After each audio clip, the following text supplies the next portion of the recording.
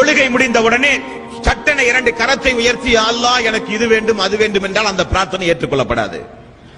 பிரார்த்தனைக்கென்ற ஒரு வழிமுறை உண்டு, விதிமுறைகள் உண்டு. முதலில் நீங்கள் அல்லாஹுவை புகழ வேண்டும். இரண்டாவது நபிகள் நாயகம் ஸல்லல்லாஹு அலைஹி வஸல்லம் அவர்கள் மீது நீங்கள் ஸலவாத் சொல்ல வேண்டும். மூன்றாவது தான் நீங்கள் உங்களுக்காக வேண்டி துஆவே செய்ய வேண்டும். இது துஆவினுடைய முறை. எடுத்த உடனே நாம் நம்முடைய தேவைகளுக்காக வேண்டி அல்லாஹ்விடத்திலே கேட்டால் அந்த துஆ வானத்திற்கும் பூமிக்கும் இடையிலே அந்தரத்தில் தொங்கும் என்று ரசூல் ஸல்லல்லாஹு அலைஹி வஸல்லம் அவர்கள் கூறினார்கள். ஏதாவது ஒரு வார்த்தை அல்ஹம்துலில்லாஹி ரப்பில் ஆலமீன், எல்லா புகழும் யா அல்லாஹ் உனக்கே உரியது, சுப்ஹானல்லாஹ், யா அல்லாஹ் நீயே தூய்மையானவன், அல்லாஹு அக்பர், யா அல்லாஹ் நீயே பெரியவன் என்கிற ஏதாவது ஒரு வார்த்தையை சொல்லி அல்லாஹ்வை முதலிலே புகழுங்கள்.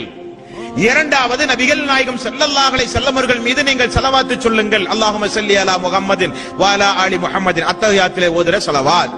மூன்றாவது தான் நீங்கள் உங்களுக்காக, உங்களுடைய குடும்பத்திற்காக, உங்களுடைய கபர் வாழ்க்கை மறுமை வாழ்க்கைக்காக, ஹிதாயத்திற்காக எல்லாம் அல்லாஹ்விடத்திலே கேட்க வேண்டும்.